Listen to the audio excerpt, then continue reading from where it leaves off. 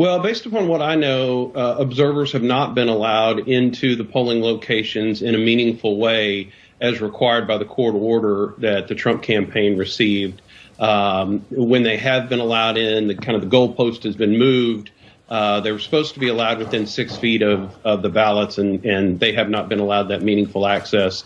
And our whole political system is based upon transparency to avoid the appearance of corruption.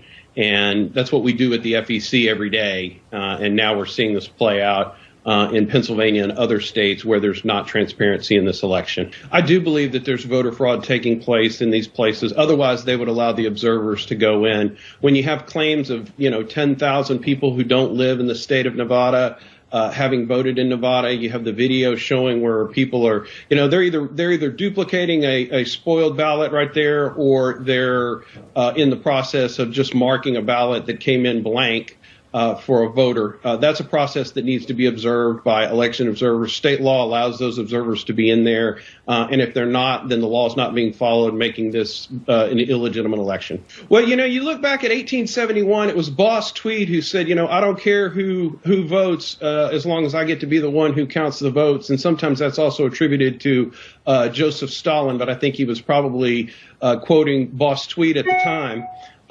In every instance we have here where the states are too close to call, they're controlled by the Democrat Party, particularly in the urban areas where they're being counted. And it just seems unimaginable to me that you could have down ballot races where Republicans are winning across the board. And that happened across the country. The Democrats failed to flip any state legislature, failed to win any seats in Congress, in the U.S. House, and yet the president is losing in all of these states. And when the votes are really audited and the real votes are counted, Trump will win. He is the president, and he is in charge of this country.